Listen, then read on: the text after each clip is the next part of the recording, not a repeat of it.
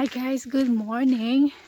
Medyo malamig pa ngayon. Time checks is 6:15. So, kanina sobrang foggy pa. Kaya sobrang lamig. I think it's normal naman kasi malapit na yung fall. So, malamig na talaga pag umaga pa. So guys, pupunta tayo ngayon sa taas ng pinakaituktok ng bundok. Guys, ito. Sige, samahin nyo ako. So, akit tayo dito. Para makita nyo yung pinaka taas ng bundok. Here.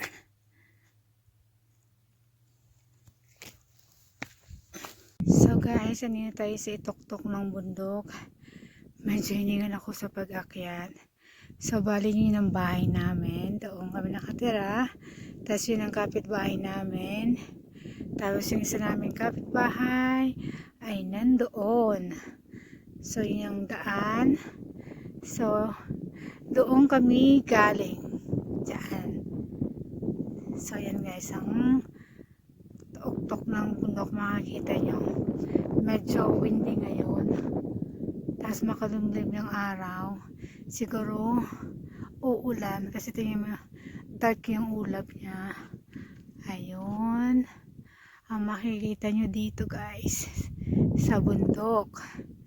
Napaka peaceful, sariwang hangin.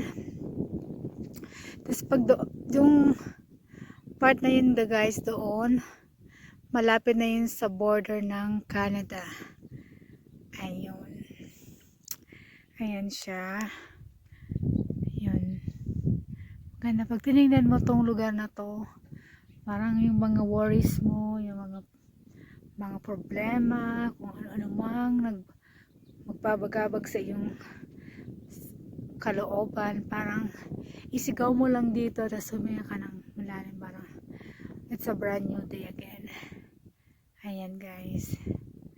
Yan. At isa pa pala, kaya pumunta kami guys dito kasi susunduin namin ang mga baka. Yung brown na yon, doon namin sila ilalagay. Ayun.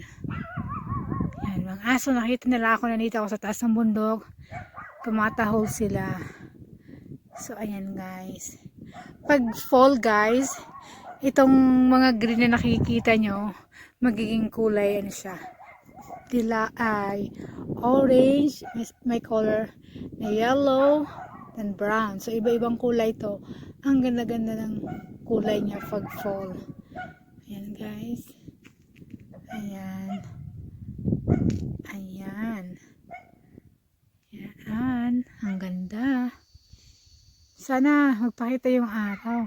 Ang ganda-ganda ng sunset dito, tsaka yung sunset, tsaka yung paglabas ng araw sa umaga. Kaya lang ngayon hindi siya nakita. Sa area na yon, mainit. And then doon, medyo makulimlim. So, ayun guys. Uuwi na ako kasi nahanap na ako ng mga aso. Nakita nila ako. See you later. So, hi guys. Good afternoon. As you can see, nakita niyo yung lightning. Kanina, hindi tayo ngayon nabiyayaan ng magandang panahon. Sobrang ulan, kaya hindi tayo makapagawa ng activities. Ayan, ang ulan. Baha na sa daan. Sobrang lamig. Yan. So, wala kami magagawa mga activity ngayon. Dito na kami sa trailer. At wala ding kuryente. See you guys later.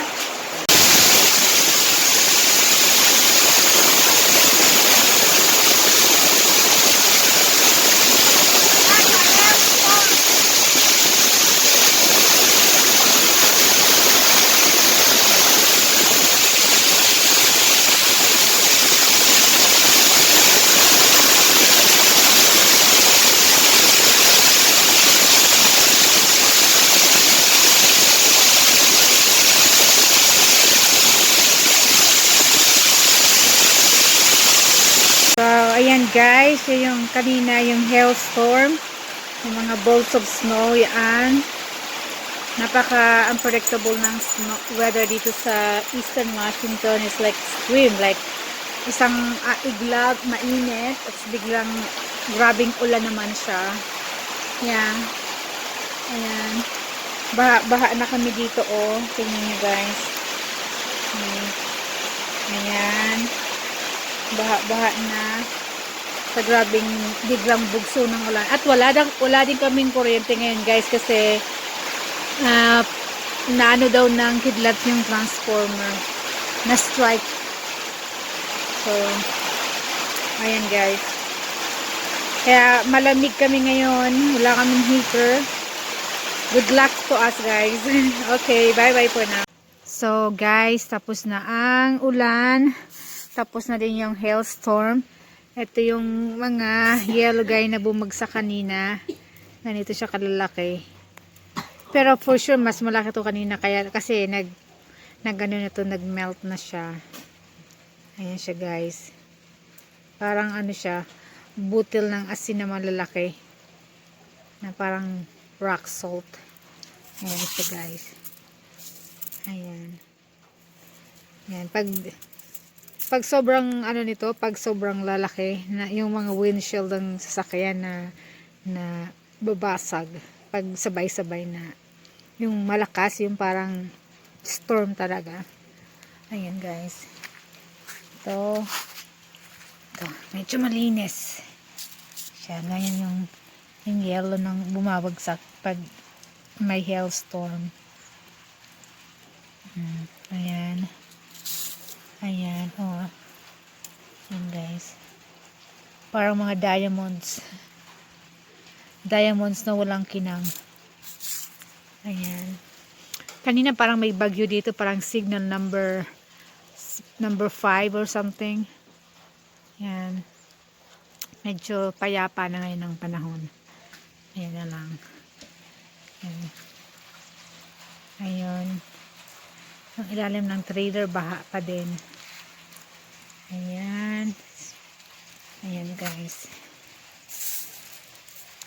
Ayan. That's it for today. See you later guys. Thank you for watching my vlog. See you in my next adventure. Bye bye.